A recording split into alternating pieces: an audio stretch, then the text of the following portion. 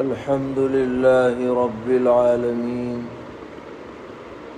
أشهد أن لا إله إلا الله وحده لا شريك له وأشهد أن سيدنا ومولانا محمدا عبده ورسوله صلى الله تبارك وتعالى عليه وعلى آله وأصحابه وذرياته أجمعين. أما بعد فأعوذ بالله من الشيطان الرجيم. بسم الله الرحمن الرحيم.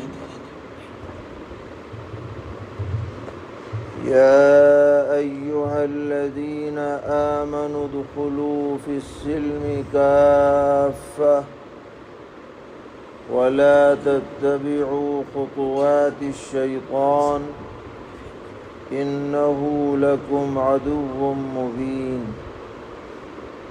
صدق الله مولانا العلي العظيم. معزز علماء کرام، طلبہ عزیز اور بزرگوں اور بھائیوں،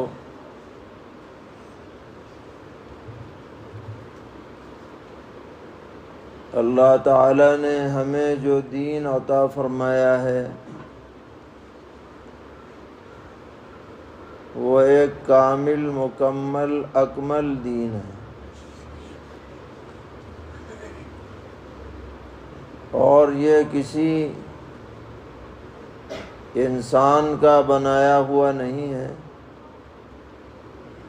کسی پنچایت نے، کسی پارلیمنٹ نے، چند لوگوں نے مل کر دین نہیں بنایا،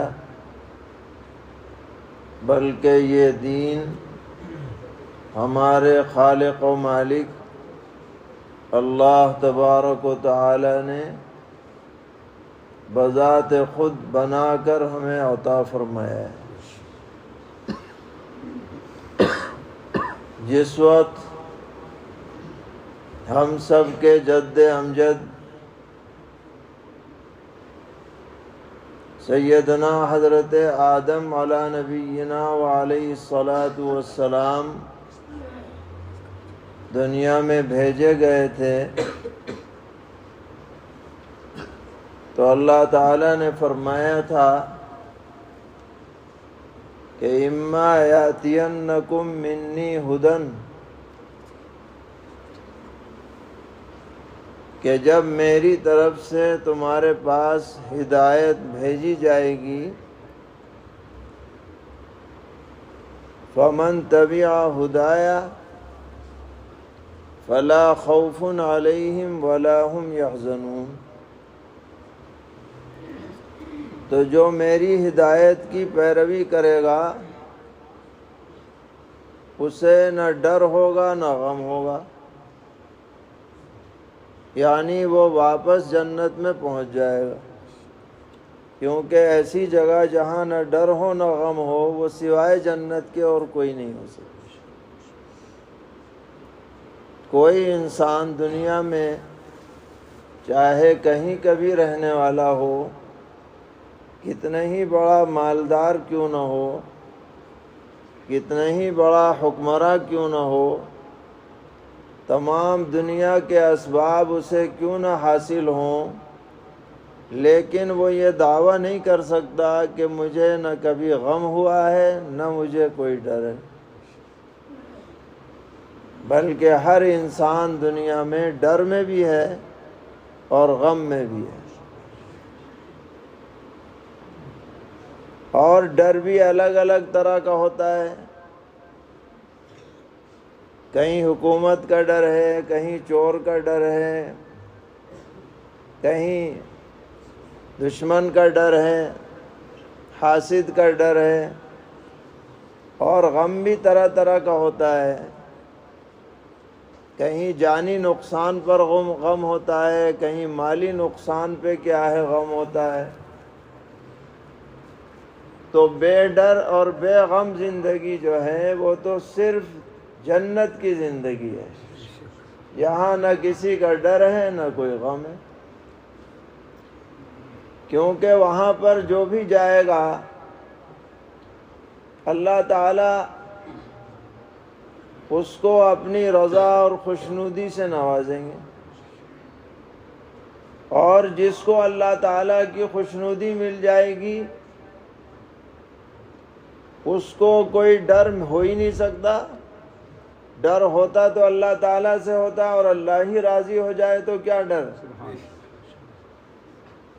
سرور عالم صلی اللہ تعالی علیہ وسلم نے فرمایا کہ جب جنتی جنت میں چلے جائیں گے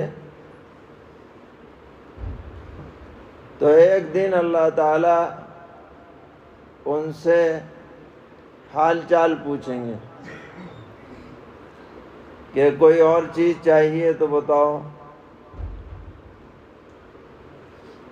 سب جنتی کہیں گے کہ الہ العالمین آپ نے تو اتنا عطا کر دیا کہ ہم سوچ بھی نہیں سکتے. کیا نعمتیں ہیں، اللہ اکبر، جو کبھی خواب و خیال میں بھی نہ آئیں وہ یہاں نظر آ رہی. اللہ تعالیٰ پھر پوچھیں گے کہ اور بتاؤ کچھ اور چاہیے، کہ جی کچھ بچا ہی نہیں، کیا چاہیے. تو آخر میں اللہ تعالیٰ فرمائیں گے کہ آج میں تم سے ہمیشہ کے لیے راضی ہو گیا، کبھی ناراض نہیں ہوں گا.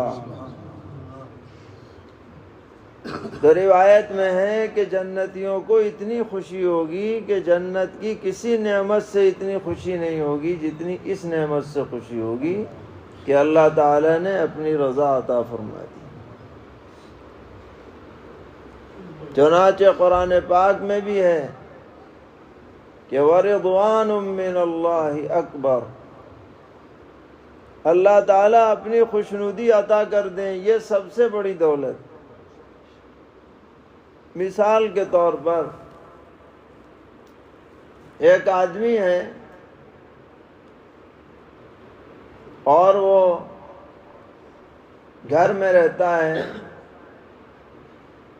اور گھر میں اسے ہر طرح کا آرام میسر ہے. بہترین گھر ہے،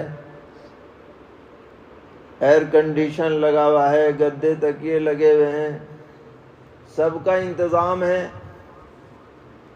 لیکن اس کا باپ اس سے ناراض ہے. تو بتائیے اس گھر میں اس کا جی لگے گا؟ تمام نعمتیں ایک طرف اور والد کی رضامندی ایک طرف، اگر وہ بیٹا فرما بردار بیٹا ہے. یہی حال ہمارا اللہ تعالیٰ کے ساتھ ہے. اگر سب کچھ مل جائے لیکن اللہ کی رضا نہ ملے تو اس زندگی پہ 1000 مرتبہ لعنت ہے. اور کچھ نہ ملے اور اللہ کی رضا مل جائے، یہ سب سے بڑی دولت اور سب سے بڑی نعمت. تو یہ جو دین اللہ تعالیٰ نے ہمیں عطا کیا، یہ از خود عطا فرمایا ہے، ہمارا بنایا ہوا نہیں. فَإِمَّا يَأْتِيَنَّكُم مِّنِّي هُدًى، میری طرف سے ہدایتیں آئیں گی. اب اللہ تعالیٰ کی طرف سے ہدایتیں کیسے آئیں؟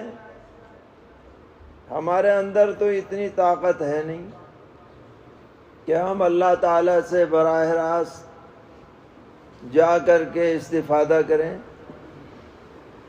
ہماری آنکھوں میں یہ طاقت نہیں ہے کہ ہم اللہ کا دنیا میں دیدار کر سکیں. ہمارے دلوں کے اندر ایسی طاقت نہیں ہے. تو اللہ تعالیٰ نے انتظام فرمایا، اور انتظام یہ کیا کہ ہمارے ہی درمیان میں سے، انسانوں میں ہی سے اپنے خاص بندے منتخب فرمائے.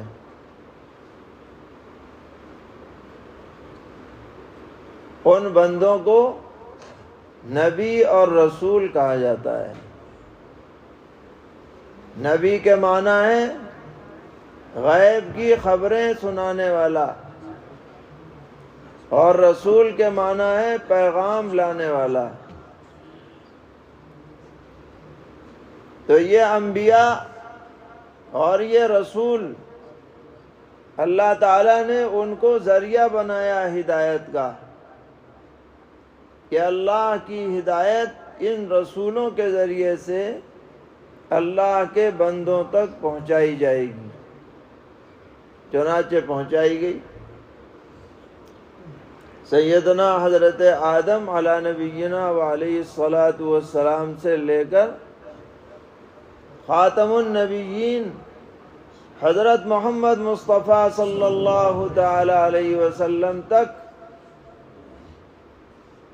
ہزار انبیاء علیہم السلام تشریف لائے، اور وہ بندوں اور اللہ کے درمیان واسطے کی حیثیت رکھتے تھے۔ وہ جو بھی فرماتے تھے اپنی طرف سے نہیں فرماتے تھے، بلکہ اللہ کا پیغام اللہ کے بندوں تک پہنچاتے تھے۔ اور ان میں سے بعض انبیاء علیہم السلام کو اللہ تعالیٰ نے کتابیں عطا فرمائیں، صحیفے عطا فرمائے۔ جیسے حضرت موسیٰ علیہ السلام کو توریت ملی، حضرت داؤد علیہ السلام کو زبور ملی، حضرت عیسیٰ علیہ السلام کو انجیل ملی، اور ہمارے اور آپ کے سردار حضرت محمد مصطفیٰ صلی اللہ تعالی علیہ وسلم پر قرآن کریم نازل ہوا۔ یہ اللہ کی کتاب ہے، اللہ نے نازل فرمائی، اس کا لفظ لفظ حق ہے، اور اس کا ہر مضمون درست ہے، اس میں ذرہ برابر بھی شک اور شبہ کی کوئی گنجائش نہیں۔ تو کتابوں کے ذریعے بھی ہدایت ہم تک پہنچی، اور رسولوں کے ذریعے بھی یہ ہدایتیں ہم تک پہنچتی رہیں، تاکہ اللہ تبارک و تعالی نے اپنی حکمت کے موافق سرور عالم صلی اللہ تعالی علیہ وسلم پر نبوت کا سلسلہ بند فرما دیا۔ پہلے ایک نبی آتے تھے، پھر ان کے جانشین دوسرے پیغمبر آ جاتے تھے، پھر وہ چلے جاتے تھے تو اور آ جایا کرتے تھے۔ اب جب نبی اکرم علیہ الصلاۃ والسلام تشریف لائے تو اب آپ کے بعد کوئی نبی آنے والا نہیں، یعنی ایسا نبی جس کو آپ کے بعد نبوت عطا کی جائے، ایسا کوئی نبی آنے والا نہیں۔ ہاں، ایک پیغمبر تشریف لائیں گے، اور ضرور آئیں گے، سیدنا حضرت عیسیٰ علیہ نبینا و علیہ الصلاۃ والسلام، مگر وہ پہلے نبی بنائے جا چکے ہیں، اور وہ اس وقت آسمانوں میں باحیات تشریف فرمائیں۔ اس عقیدے پر بھی ہمیں مضبوطی کے ساتھ قائم رہنا ہے کہ حضرت عیسیٰ علیہ السلام باحیات ہیں، اور قیامت کے قریب وہ یہاں تشریف لانے والے ہیں، اور انہی کے ہاتھوں کانا دجال مارا جانے والا ہے۔ تو جس طرح ہم قرآن کو اللہ کی کتاب مانتے ہیں، اس پر یقین رکھتے ہیں، اسی طرح اس عقیدے پر بھی یقین رکھنا ضروری ہے۔ تو اللہ نے ہمارے اوپر یہ فضل فرمایا کہ آخری نبی کی امت میں ہمیں داخل فرمایا۔ ہم نے کوئی پہلے سے انتظام نہیں کیا تھا کہ بھائی عالم ارواح میں ہم نے کوئی فارم بھرا ہو کہ جی ہمیں امت محمدیہ میں بھیجا جائے، یا ہم نے کوئی فیس جمع کی ہو، یا ہم نے کوئی سفارش لگائی ہو۔ اللہ نے بغیر ہمارے کسی اقدام کے ہمیں منتخب فرمایا ہے تمام لوگوں میں کہ سرور عالم صلی اللہ تعالی علیہ وسلم کی امت میں ہم شامل ہوئے، وہ امت جو خیر الامم ہے، جس کو قرآن میں فرمایا گیا کنتم خیر امت اخرجت للناس، تم لوگ بہترین امت ہو، تمہیں لوگوں کے نفع کے لیے دنیا میں بھیجا گیا ہے، لوگوں کو فائدہ پہنچاؤ۔ تمہارا کام کیا ہے؟ تأمرون بالمعروف وتنہون عن المنکر وتؤمنون باللہ، اچھائیوں کو عام کرو، برائیوں کو مٹاؤ، اللہ پر یقین رکھو، ایمان لاؤ۔ یہ تمہاری ذمہ داری ہے بحیثیت امت محمدیہ کے ایک فرد ہونے کے، یہ تمہاری ذمہ داری۔ تو یہ دین ہمیں عطا کیا گیا، اور ہماری کسی کوشش کے بغیر یہ دین مل گیا، تو ہمیں اس کی پوری قدر کرنی چاہیے۔ اور قدر کب ہوگی؟ جب ہم خود بھی دین پر قائم رہیں، اور اپنے بچوں کو، اپنے گھر والوں کو، اپنی نسلوں کو بھی دین پر قائم رکھنے کی فکر اور کوشش کریں۔ یہ ہمارا سب سے بڑا سرمایہ ہے۔ اس کے مقابلے میں دنیا کی کوئی دولت کوئی حیثیت نہیں رکھتی، کیونکہ دین پر اگر قائم ہے آدمی جبھی وہ نجات پا جائے گا، اور اگر دین پر قائم نہیں ہے تو اسے ہرگز نجات نہیں مل سکتی۔ آج اللہ تعالیٰ نے ہمیں یہ دین عطا کیا، اس دین پر ہمیں خود بھی چلنا ہے، صرف زبانی جمع خرچ نہ ہو کہ بھئی ہم مسلمان ہیں، ہمارا نام مسلمانوں جیسا ہے، بلکہ ہماری زندگی کا ہر شعبہ دین کے رنگ میں رنگین ہونا چاہیے۔ عبادات جو اللہ تعالیٰ نے فرض فرمائی ہیں، ہر مسلمان مرد و عورت ان عبادات کو پابندی سے انجام دے۔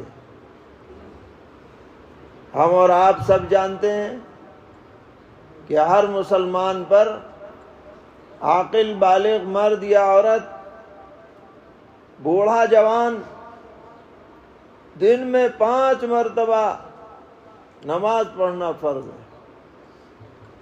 صرف جمعے کی نماز ہی فرض نہیں ہے، 5 نمازیں فرض ہیں۔ جیسے ہم اہتمام کرتے ہیں جمعہ پڑھنے کا، ویسے ہی اہتمام فجر کا بھی ہونا چاہیے، ظہر کا بھی ہونا چاہیے، عصر، مغرب اور عشاء کا بھی ہونا چاہیے۔ مردوں کو چاہیے کہ وہ مسجد میں آ کر باجماعت نماز ادا کریں۔ اس باجماعت نماز ادا کرنے کا بڑا فائدہ ہے۔ سرور عالم صلی اللہ تعالی علیہ وسلم نے فرمایا کہ آدمی جب وضو کر کے نماز کے لیے مسجد جاتا ہے گھر سے، تو ہر قدم پر اسے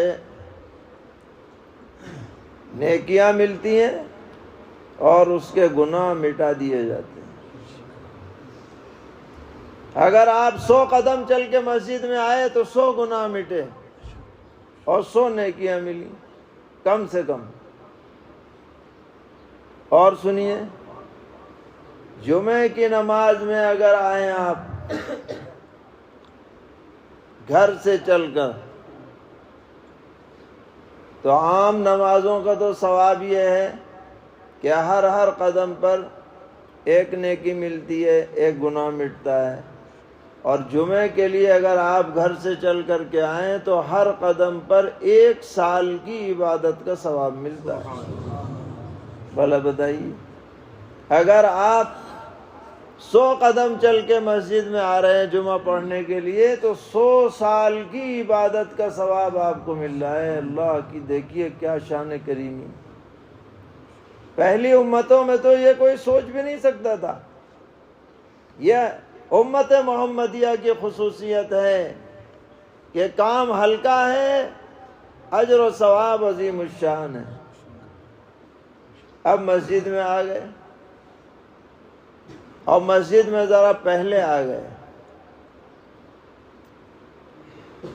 اب آ کر آپ نے اگر قرآن پڑھنا شروع کر دیا تو قرآن کا ثواب تو ملے گا ہی، ہر حرف پر نیکی ملتی ہے، آپ جانتے ہیں۔ نماز پڑھنی شروع کر دی، اگر مکروہ وقت نہیں ہے تو نماز کا ثواب ملے گا۔ اور اگر آپ نے مسجد میں آ کر کچھ نہیں کیا، خالی بیٹھ گئے، تو حدیث میں آتا ہے کہ اس بیٹھے ہوئے آدمی کے لیے فرشتے دعا کرتے ہیں، اللہم اغفر لہ، اللہم ارحمہ۔ اے اللہ، یہ آدمی جو نماز کے انتظار میں بیٹھا ہے آپ اس کی بخشش کر دیجئے۔ چپ چاپ بیٹھا ہے باوضو، کوئی بات چیت نہیں کر رہا، جسے فرشتوں کی دعا لینی ہے وہ مسجد میں آ کے بیٹھ جائے نماز کے انتظار میں۔ فرمایا کہ اگر بات چیت کرنے لگ جائے یا اس کا وضو باقی نہ رہے تو یہ دعا کا سلسلہ بند ہو جاتا ہے۔ اس لیے ادب کے ساتھ بیٹھے، دنیاوی بات چیت مسجد میں نہ کرے۔ ہاں کوئی دینی بات کرنی ہو تو حرج نہیں، اور باوضو رہے۔ فرمایا کہ جب نماز شروع ہوتی ہے اور امام وَلَضَّالِّينَ کہتا ہے تو آپ بھی آمین کہیں، آہستہ کہیں۔ فرمایا جس کی آمین فرشتوں کی آمین کے ساتھ مل جائے گی اس کے سارے پچھلے گناہ معاف۔ من وافق تامینہ تامین الملائکہ غفر له ما تقدم من ذنبی۔ آگے بڑھیے، رکوع میں گئے، رکوع سے سر اٹھایا تو کیا پڑھتے ہیں؟ ربنا لک الحمد۔ فرمایا جب امام سمیع اللہ لمن حمدہ کہے تو تم ربنا لک الحمد کہو، اس لیے کہ جس کی حمد فرشتوں کی حمد کے ساتھ مل جائے گی اس کے بھی سب پچھلے گناہ معاف۔ تو ایک عبادت ہے نماز، اور مسجد میں آ کر اسے پڑھا جائے 27 گنا ثواب ملتا ہے گھر پر پڑھنے کے مقابلے میں۔ اور جب مسجد میں آئیں گے تو فرشتوں کی معیت نصیب ہوگی، نیک لوگوں کی صحبت ملے گی، تو دل پر اس کا اثر پڑے گا۔ تو آج ہم اپنے آپ کو مسلمان کہتے ہیں تو لازم ہے کہ ہم پابندی سے نماز پڑھنے والے بنیں، اپنے بچوں کو نمازی بنائیں۔ نبی اکرم علیہ السلام نے فرمایا جب بچہ یا بچی 7 سال کی ہو جائے انہیں نماز سکھاؤ، اور 10 سال کے ہو جائیں نماز نہ پڑھیں تو نماز نہ پڑھنے پہ پٹائی کرو، کیوں نہیں پڑھتے؟ تاکہ جب یہ بالغ ہوں تو نمازی بن چکے ہوں۔ اتنا اہتمام آپ نے نماز کا فرمایا ہے۔ تو بھائی ہم کوشش کریں گے انشاءاللہ۔ اسی طرح رمضان کے روزے 1 مہینے کا معاملہ ہے۔ یہ ہر عاقل بالغ مرد عورت پر فرض ہیں، اور ان کا کوئی بدل نہیں ہے۔ یہ تو ہے کہ آپ اگر بیمار ہیں تو ابھی نہ رکھیں، بعد میں رکھ لیں، بالکل آخری درجے میں پہنچ جائیں تو فدیہ دیں، لیکن ایسا نہیں ہے کہ بالکل معاف ہو جائے۔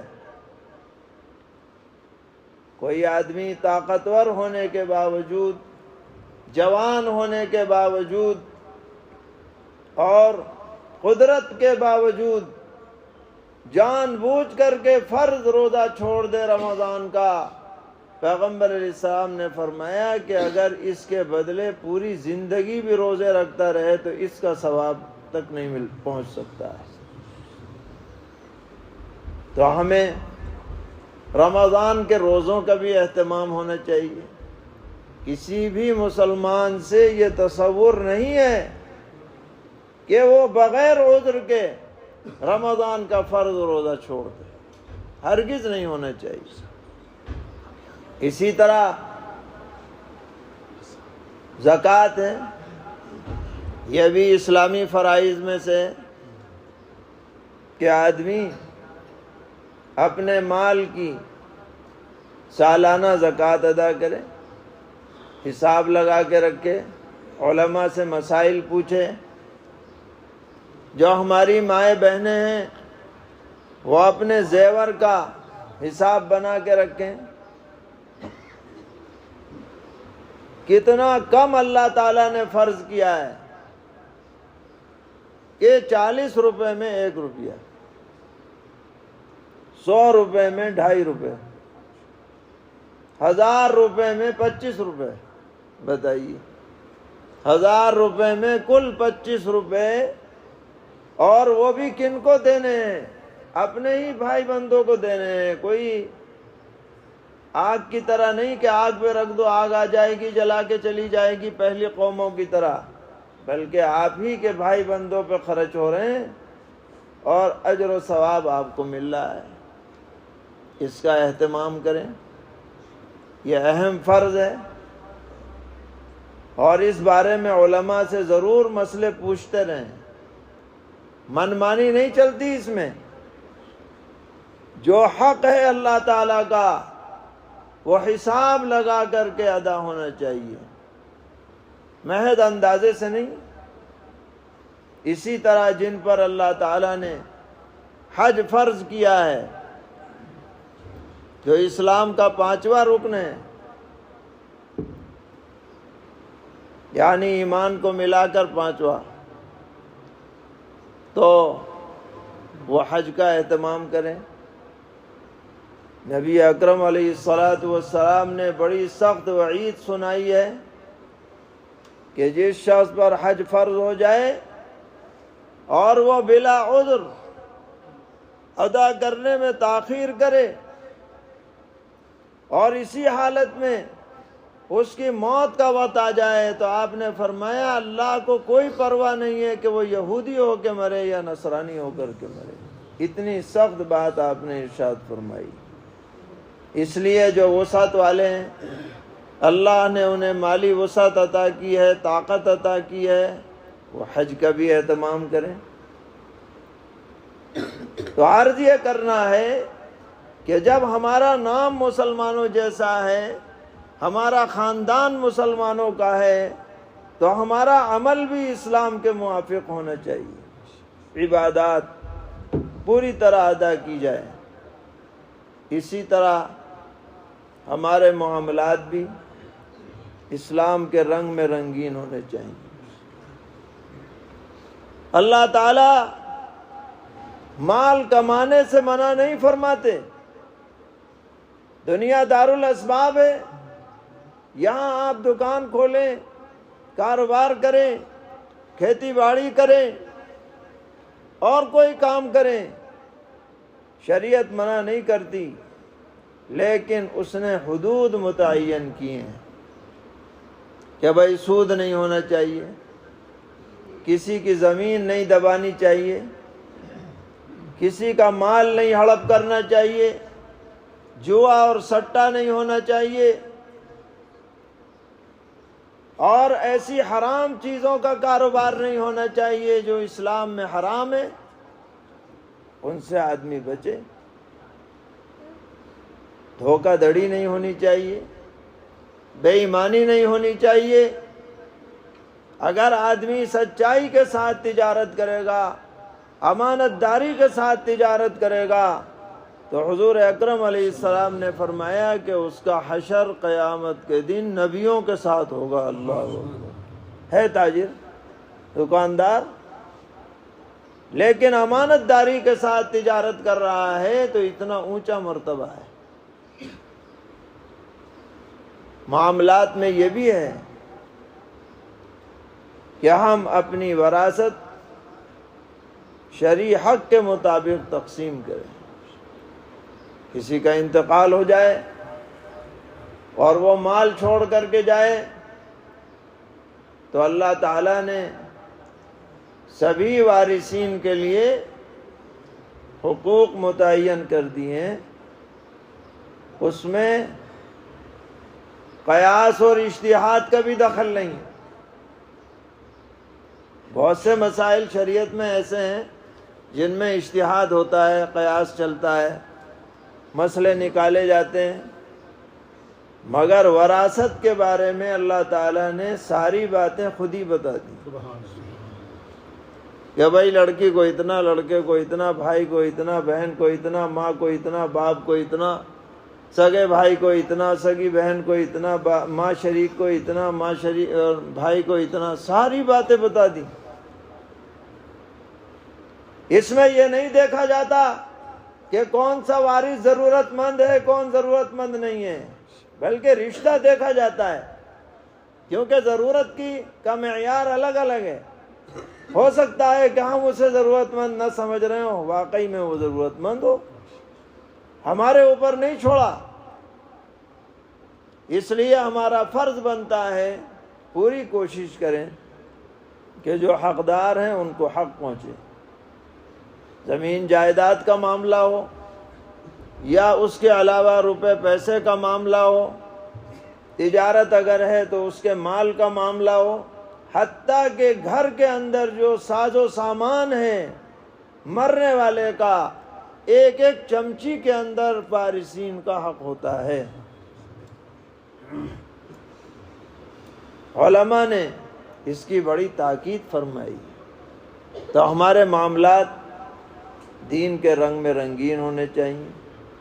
اسی طرح ہماری معاشرت یعنی رہن سہن، گھریلو زندگی، یہ بھی دین کے رنگ میں رنگنی چاہیے۔ صرف نماز روزے کا نام دین نہیں ہے کہ بھائی نماز روزہ کر لو، جماعت میں چلے جاؤ، تسبیح ہر وقت پڑھتے رہو، یہ دین کا ایک جز ہے، سارا دین نہیں ہے۔ ہم گھر میں رہتے ہیں تو ہمارا والدین کے ساتھ کیسا معاملہ ہے، یہ بھی دین ہے۔ والدین کا کتنا مرتبہ ہے شریعت میں۔ قرآن کہتا ہے وَلَا تَقُلْ لَهُمَا اُفْ۔ والدین کو کوئی ایسی بات مت کہو جو ان کے دل کو اذیت کا سبب بن جائے۔ اف تو اس سے تعبیر کی گئی، کوئی بات ناگوار بھی لگے تو پی جاؤ، پلٹ کے جواب مت دو۔ یہ معاشرت کا ایک اہم حصہ ہے۔ ماں باپ ایسی نعمت ہیں جس نعمت کا کوئی بدل نہیں۔ ہر چیز کا آپ کو بدل مل جائے گا، لیکن ماں باپ کا بدل آپ کو نہیں مل سکتا۔ وہ جب تک ہیں اور جب گزر جائیں گے تو بس یادیں باقی رہ جائیں گی اور کچھ نہیں۔ وہ دل آدمی نہیں لا سکتا جو اللہ نے باپ کے دل میں رکھا ہے اور جو ماں کے دل میں رکھا ہے۔ اس لیے جتنا بھی ان سے آدمی فائدہ اٹھا لے اس میں کمی نہ کرے۔ یہ ایسی عظیم نعمت ہے جس کی قدردانی کرنے والا کبھی محروم نہیں رہ سکتا اور ناقدری کرنے والا کبھی کامیاب نہیں ہو سکتا ہے۔ اللہ نے ہمیں والدین دیے ہیں، وہ باحیات ہیں، تو ہم ان کی قدر کریں، عزت کریں، احترام کریں، ان کے حقوق کو بجا لائیں۔ اسی طرح معاشرت میں یہ بھی ہے کہ ہم اپنے گھر والوں کے ساتھ، بیویوں کے ساتھ اچھا برتاؤ کریں۔ یہ بیوی جو ہمارے گھر میں آئی ہے، بڑی قربانی دے کے آئی ہے۔ ہم نے قربانی نہیں دی نکاح کر کے، یاد رکھیے گا، ہماری بیگم نے قربانی دی ہے، کیونکہ ہم تو اپنی جگہ پہ ہیں۔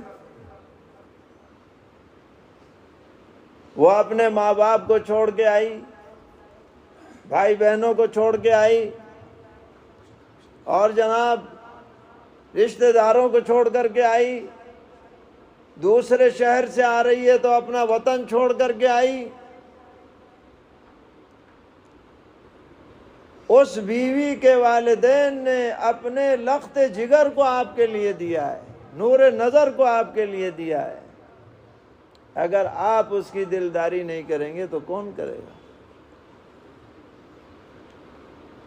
کوئی آدمی کامل دیندار نہیں ہو سکتا جب تک کہ وہ اپنے بیوی بچوں کے حقوق کو صحیح طرح ادا نہ کرنے والا ہو۔ کامل دیندار نہیں ہو سکتا وہ۔ سرور عالم صلی اللہ تعالی علیہ وسلم نے فرمایا، ان اکمل المؤمنین ایمانا احسنهم خلقا والطفهم باہلہ۔ کامل مومنین وہ ہیں جو اخلاق میں سب سے اچھے ہوں اور اپنے گھر والوں کے ساتھ نرمی سے پیش آنے والے ہوں۔ یہ نہیں کہ ذرا ذرا سی بات ہو جائے بس غضب اور غصہ ناک پہ رکھا ہوا ہے، سارا غصہ جو ہے وہ بیوی پہ اتارا جا رہا ہے، اسی کو کمزور سمجھ رکھا ہے۔ کبھی تو ایسا بھی ہوتا ہے غصہ کسی اور پہ آ رہا ہے، اتر رہا ہے بیوی پہ، باہر سے لڑکے آیا اور غصہ اتار رہا ہے بیوی کے اوپر، ہے بظاہر نمازی پرہیزگار، تو یہ دین نہیں ہے۔ دین یہ ہے کہ آدمی جس طرح نماز کا اہتمام کرتا ہے اسی طرح اپنے گھر والوں کے ساتھ بھی حسن سلوک کرے، دین سمجھ کر کے اچھا برتاؤ کرے، بچوں کے ساتھ شفقت سے پیش آئے، دین سمجھ کر، کہ پیغمبر علیہ السلام کا یہ طریقہ تھا۔ ایک بزرگ گزرے ہیں،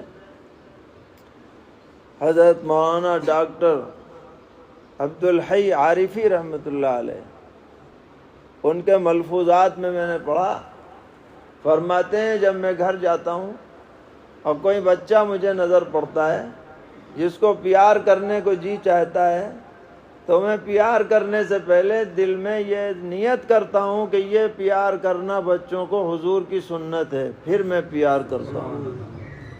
تو پیار کا پیار ہو گیا اور سنت کی سنت بھی ہو گئی، سنت کی ادائیگی بھی ہو گئی۔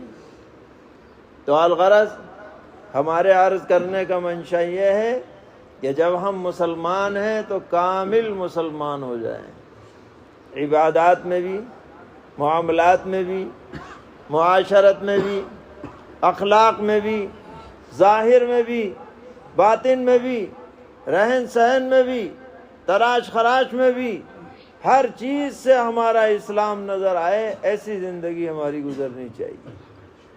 اللہ تعالیٰ کا ارشاد ہے، یا ایھا الذین آمنوا ادخلوا فی السلم کافہ، اے ایمان والو اسلام میں پورے پورے داخل ہو جاؤ، آدھا تیتر آدھا بٹیر مت کرو کہ جو جی میں آیا اس پہ عمل کر لیا اور جو جی میں نہ آیا اس کو چھوڑ دیا، ایسا نہیں، پوری طرح اسلام پہ عمل کرو۔ اور پھر فرمایا وَلَا تَتَّبِعُوا خُطُوَاتِ الشَّيْطَانِ، شیطان کے نقش قدم پہ مت چلو، کیوں؟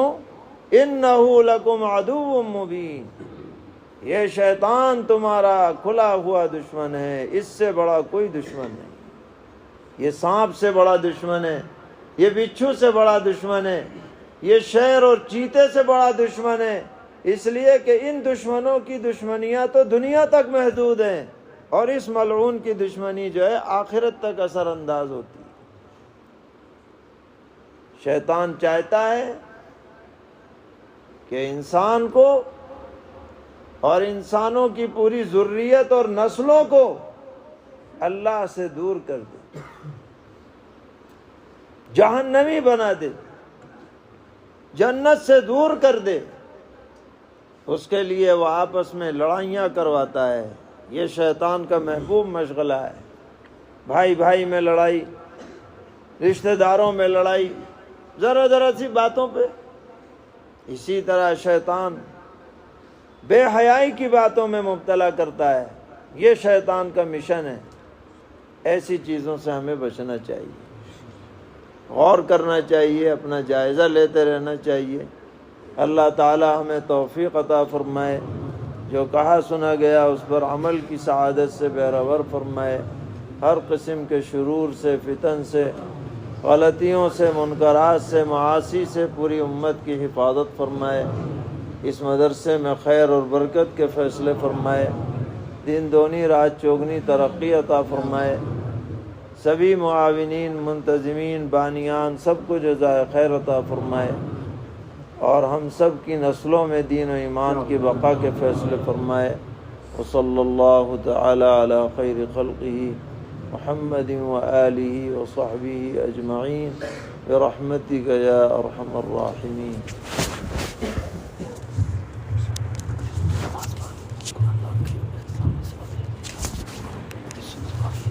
ٹھیک ہے۔